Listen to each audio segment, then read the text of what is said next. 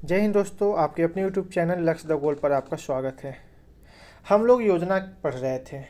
योजना का एक वीडियो मैं पहले ही अपलोड कर चुका हूं, जिसमें कि हम महत्वपूर्ण 5 योजनाओं के बारे में बात किए थे। यह योजना का दूसरा वीडियो है। यदि आप में से कोई ऐसा है जो कि पहले पार्ट को नहीं देखा है, तो आप पहले पार्ट को भी देख लीजिएगा, जिससे कि आने वाले एग्जाम में, जो कि आपका लेखपाल का पेपर होने वाला है, वहाँ पर आप एक अच्छा स्कोर करके आ सकें। लेखपाल के अलावा आप अन्य भी जगह पे देख सकते हैं, जहाँ पे भी करंट के टॉपिक आते हैं, वहाँ पे इन सब योजनाओं से 1-2 क्वेश्चंस पूछे ही जाते हैं, और लेखपाल और वीडियो के लिए तो खासतौर पे बहुत ही ज़्यादा महत्वपूर्ण है। तो आइए सेकेंड वीडियो की आज हम शुरुआत करते हैं। इसमें भी मैं आज 5 योजना लेकर के आया हूँ, जो कि बहुत ही महत्वपूर्ण योजना है। तो जो आपका पहला योजना है वह है आपका मुख्यमंत्री समग्र ग्राम विकास योजना। तो मैंने आपको क्या बताया था कि योजना पढ़ने से पहले आप क्या करिए, पहले योजना के नाम को देखिए। तो योजना का नाम क्या है? मुख्यमंत्री समग्र ग्राम विकास योजना। जैसा कि इसके नाम से ही लग रहा है कि गांव के विकास के लिए है राइट, लेकिन गांव के समग्र विकास के लिए अर्थात समग्र ग्राम विकास योजना इसकी बात की गई है। ठीक है, तो पहले हम देखते हैं इसका कि क्या क्या इसमें बात किया जाएगा। तो पहले क्या है कि इस योजना के तहत गांव का विकास करना है, लेकिन इसमें किन गांवों को प्राथमिकता दी जाएगी? तो पहले तो प्राथमिकता उन गांवों को दी जाएगी जो कि सीमावर्ती गांव है। जैसे यहाँ पे लिखा भी है, सीमावर्ती गांव को ज़्यादा तवज्जो दी जाएगी। क्यों?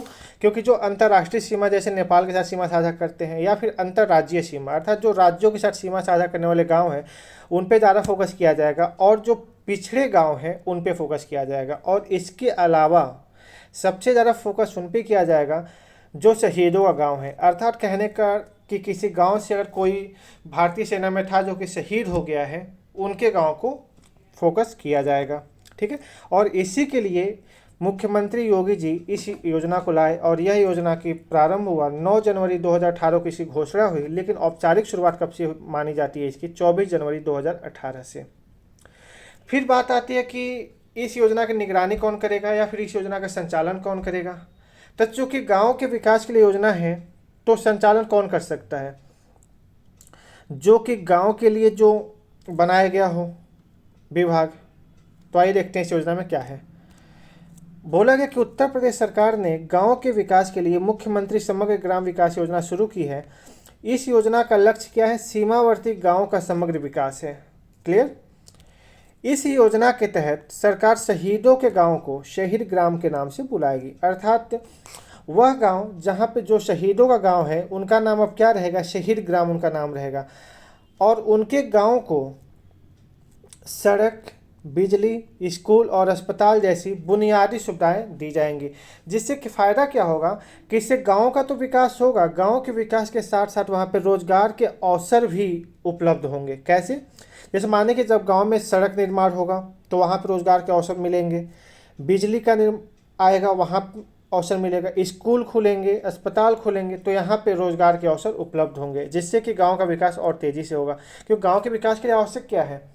गांव में सारी बुनियादी सुविधाएं हों और गांव के लोगों को रोजगार मिले, तो उस गांव का आसानी से विकास हो सकता है। अब ये बात है कि गांव की तरफ जो सड़क जाएगी, उस सड़क को क्या बोला जाएगा? गौरव पथ बोला जाएगा। जैसे मानिए कि ये आपका एक गांव हो गया, तो इस गांव की तरफ अगर कोई सड़क आ रही है, तो इस सड़क को ही हम क्या बोलेंगे? गौरव पथ बोलेंगे। क्लियर? आगे देखते हैं आगे क्या कह रहा है इसमें। जो मैंने पहले बताया कि इस योजना की जो घोषणा कब हुई है? 9 जनवरी 2018 को इस योजना की घोषणा हुई है, लेकिन औपचारिक शुरुआत कब से मानी जाती है? 24 जनवरी 2018 से मानी जाती है। और संचालन कौन करेगा? मैंने पहले ही बताया कि गांव के विकास के लिए यह योजना चल रहा है, तो संचालन भी गांव के लिए जो विभाग बनाया गया होगा वही करेगा। तो संचालन करेगा कौन? ग्राम विकास विभाग द्वारा इसका संचालन किया जाएगा। क्लियर? फिर क्या?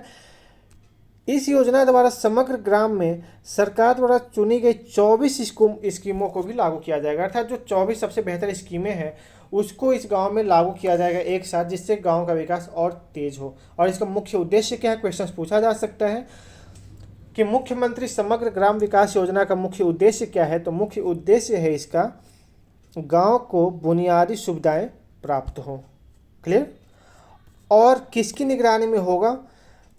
तो जो मुख्य विकास अधिकारी हैं, इनकी अध्यक्षता में एक समिति बनाई जाएगी, और इसी समिति के माध्यम से ही इसके विकास की गति को निगरानी दिया जाएगा, अर्थात देखा जाएगा कि विकास की गति कितनी है, विकास वहाँ पे हो रहा है कि नहीं हो रहा है। क्योंकि आपको जैसा पता है कि यहाँ पे योजनाएं तो आती है, लेकिन योजनाएं से पहले यहाँ पे भ्रष्टाचार आ जाता है, जिससे कि योजनाओं का लाभ जिसको चाहिए उसको नहीं मिल पाता है, जिसको नहीं चाहिए उनको जरूर मिलता है।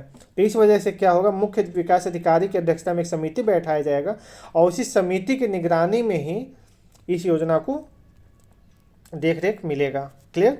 अब आते हैं नेक्स्ट योजना। नेक्स्ट आपका है प्रधानमंत्री पोषण शक्ति निर्माण योजना। अब प्रधानमंत्री पोषण शक्ति निर्माण योजना क्या है, तो पहले तो देखने में पता चल रहा है प्रधानमंत्री पोषण शक्ति निर्माण योजना है तो किसके द्वारा चलाई गई होगी, तो यह आपकी सेंटर के द्वारा अर्थात केंद्र सरकार के द्वारा चलाई गई होगी। पोषण शक्ति निर्माण योजना है अर्थात इसमें किस लिए योजना चलाई गई है, ये पोषण में वृद्धि के लिए चलाई गई है। और किसको पोषण मिलेगा, यहाँ पे किसकी पोषण की बात की जा रही है, तो स्कूली बच्चों को पोषण की बात की जा रही है जिनको भोजन स्कूल में मिलता है। क्लियर। तो देखते हैं इसके बारे में क्या है।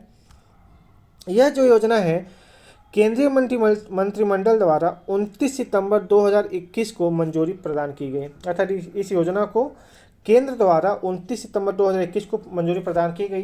यानी क्वेश्चंस पूछा जाए कि यह योजना कब प्रारंभ हुआ, तो कब हुआ, 29 सितंबर 2021 को यह योजना प्रारंभ हुआ। ठीक है।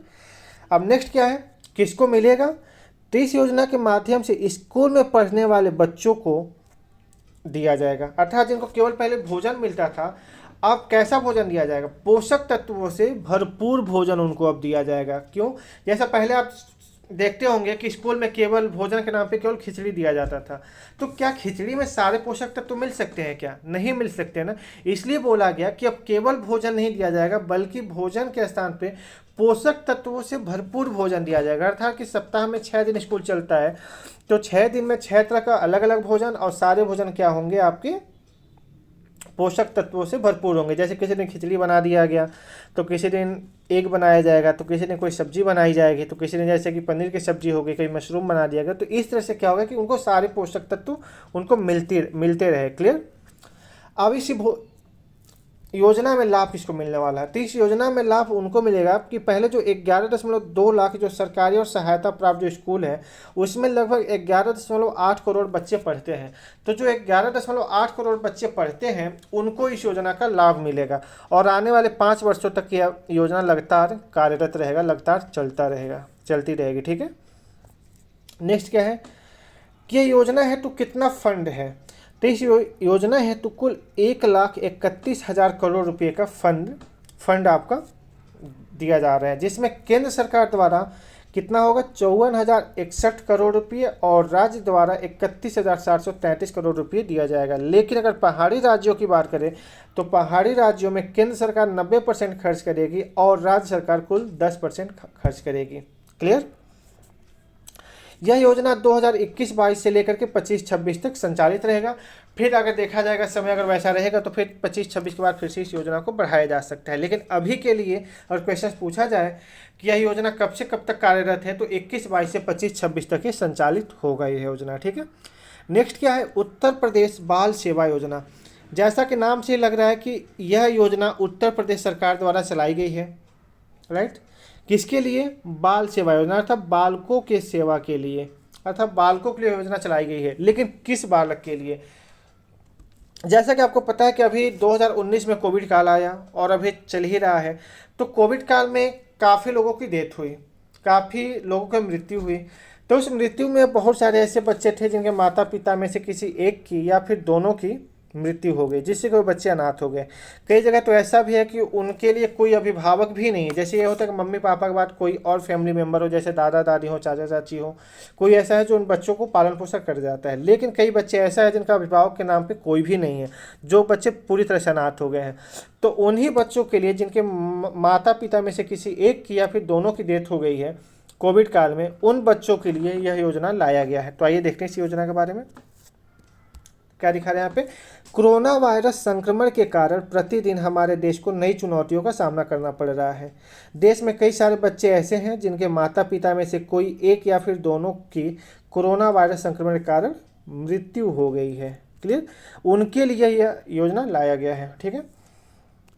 तो ऐसे सभी बच्चों के लिए उत्तर प्रदेश सरकार द्वारा मुख्यमंत्री बाल सेवा योजना आरंभ किया गया है इस योजना के माध्यम से क्या करना है, उन बच्चों को आर्थिक सहायता प्रदान करना है और उनके साथ साथ कई अन्य सुविधाएं भी प्रदान की जाएगी जो उनके जीवन यापन में सहायक होगा। क्लियर। योजना प्रारंभ कब किया गया? योजना को प्रारंभ किया गया है 30 मई 2021 में। चूँकि मार्च 2020 से काफ़ी तेज़ी से भारत में फैला, 2019 में वैसे तो आ गया था चीन में, लेकिन भारत में बात करें तो लगभग मार्च 2021 से इस प्रारंभ हुआ और मई आते आते अर्थात मार्च अप्रैल मई मात्र 2 महीने बाद उत्तर प्रदेश सरकार द्वारा यह योजना लॉन्च किया गया। किसके द्वारा किया गया? मुख्यमंत्री योगी आदित्यनाथ जी के द्वारा। यह योजना केवल इस योजना के माध्यम से न केवल बच्चों को आर्थिक सहायता प्रदान की जाएगी बल्कि उनकी पढ़ाई से लेकर विवाह तक का खर्च सरकार द्वारा वहन किया जाएगा। यानी कि एक बहुत ही बढ़िया और बहुत ही बेहतर योजना है ये। अर्थात जिन बच्चों का डेथ हो गया, जैसे मानिए मम्मी पापा में से अगर पापा की डेथ हो गई, अगर मम्मी जॉब नहीं करते तो उनके लिए आर्थिक रूप से बहुत बड़ी प्रॉब्लम आने वाली थी। लेकिन सरकार ने क्या किया, उनके लिए, उन बच्चों के लिए बोला कि सारी पढ़ाई का खर्च हम उठाएंगे, विवाह का खर्च हम उठाएंगे। अर्थात बच्चे की पढ़ाई से लेकर विवाह तक का सारा खर्च कौन उठाएगा? गवर्नमेंट उठाएगी। अर्थात अगर बच्चे, माने कि बच्चा भी छोटा है, तब बच्चे की पढ़ाई करवाएगी और जब तक उसके विवाह की एज होगी तो पूरा खर्च वो उठाएगी, जब तक बच्चे की जॉब नहीं लग जाती। क्लियर। और इस योजना के तहत 4,000 रुपये प्रति माह उस बच्चे को या फिर उनके अभिभावक को आर्थिक सहायता के रूप में सहायता दी जाएगी। राइट। अर्थात 4,000 रुपये प्रति माह उनको सहायता दिया जाएगा, या तो उस बच्चे को दिया जाएगा या फिर बच्चे का कोई अभिभावक है तो उनको दिया जाएगा। इसके अलावा इस योजना के माध्यम से जो लड़कियां हैं उनकी शादी के लिए भी आर्थिक सहायता प्रदान किए जाएंगे। जैसे माने कि कोई ऐसी लड़की है जिसके मम्मी पापा की डेथ हो गई और उसकी शादी की एज हो गई है, तो शादी का खर्च कौन उठाएगा? उत्तर प्रदेश सरकार उठाएगी। क्लियर। यदि बच्चे की उम्र जो है 10 वर्ष से कम है और उनका कोई अभिभावक नहीं है, जैसे कि मैंने पहले आपको बताया कि कई तो मम्मी पापा दोनों की डेथ हो गई तो कोई अन्य फैमिली मेम्बर है जो कि बच्चों का पालन पोषण कर रहा है, लेकिन कई ऐसे भी बच्चे हैं जिनकी फैमिली मेम्बर में कोई भी नहीं है, अर्थात केवल वो अकेले हो चाहे अनाथ हो चुके हैं, तो उनके लिए क्या होगा? तो ऐसे बच्चे जो 10 वर्ष से कम है और उनका कोई भी अभिभावक नहीं है, उनके लिए क्या करने वाले हैं सरकार? जो राजकीय बाल गृह होती है उसमें आवासीय सुविधा उनको प्रदान की जाएगी तथा उनकी पढ़ाई लिखाई का सारा खर्च गवर्नमेंट उठाने वाली है। और स्कूल कॉलेज में जो बच्चे पढ़ रहे हैं उनके लिए लैपटॉप और टैबलेट की भी व्यवस्था सरकार के द्वारा किया जाएगा इस योजना के अंतर्गत। क्लियर। और इसमें सबसे बड़ी बात सरकार ने क्या किया, जो सबसे बेहतर लगा मेरे को, इसमें यह था यहाँ पे कि आप देखते हो जो भी अगर सरकारी योजनाएं आती है तो उसमें बहुत लंबा समय लगता है, लेकिन इस योजना के तहत अगर कोई बच्चा जो अनाथ हो गया है और आर्थिक सहायता के लिए आवेदन कर रहा है तो केवल 15 दिन के भीतर ही उस दस्तावेजों को जांच करके उनको सारी सुविधाएं प्रदान कर दी जाएंगी, जो कि सबसे बेहतर लगा इसमें। इससे बेहतर इस योजना में कुछ नहीं था। पहले तो क्योंकि जो भी सरकारी योजनाएं आती हैं उसमें बहुत लंबा समय लग जाता है, लेकिन गवर्नमेंट ने, उत्तर प्रदेश सरकार ने बोला कि जो भी अगर फॉर्म अप्लाई किया जाए इसके लिए तो केवल 15 दिन के अंदर सभी दस्तावेजों की जाँच किया जाए और उनको सारी सुविधाएँ प्रदान की जाए, क्योंकि यहाँ पर बच्चों की बात है। क्लियर। और इसी योजना के तहत अगर जब शादियों के बच्चे होंगे तो उनको 1,01,000 की राशि सहायता के रूप में सरकार द्वारा प्रदान की जाएगी। क्लियर। तो आपको समझ में आया है क्या था आपको, जो कि एक बहुत ही बढ़िया योजना है ये। फिर नेक्स्ट है क्या, मुख्यमंत्री प्रवासी श्रमिक उद्यमिता विकास योजना। ये किसके लिए लाया गया है?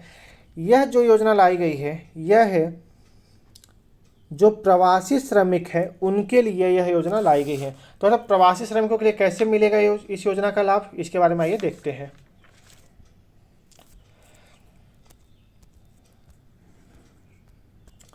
उत्तर प्रदेश सरकार ने राज्य बजट 21-22 में बेरोजगार व प्रवासी श्रमिकों को रोजगार के अवसर प्रदान करने हेतु मुख्यमंत्री प्रवासी श्रमिक उद्यमिता विकास योजना प्रारंभ की। अर्थात 21-22 में जो बेरोजगार व प्रवासी जो श्रमिक हैं उनके रोजगार के अवसर प्रदान करने के लिए इस योजना की शुरुआत की गई है। और इस योजना के लिए कुल 21-22 में बजट से 100 करोड़ रुपये की मंजूरी प्रदान की गई है। ठीक है। इस योजना के तहत क्या होने वाला है, इस योजना के तहत क्या किया जाएगा कि जो श्रमिक नागरिक हैं उनको स्वरोजगार शुरू करने के लिए, अर्थात अपना रोजगार शुरू करने के लिए, स्टार्टअप के लिए, या फिर चाहे तो कोई भी अपना बिजनेस शुरू कर सकते हैं, उनके लिए 10 लाख रुपये तक का ऋण उनको प्रदान किया जाएगा, जो कि बहुत ही मिनिमम अर्थात मात्र 4% ब्याज दर पे उनको यह लोन उनको मिलेगा। अर्थात यह भी बहुत अच्छा योजना है कि जो बेरोजगार युवा है, जो श्रमिक है, उनको 10 लाख रुपये तक का ऋण मिल जाएगा मात्र 4% ब्याज दर पे, जैसे कि उनको ज़्यादा ब्याज भी नहीं देना पड़ेगा, जिससे कि अपना ये स्वरोजगार शुरू कर सकते हैं।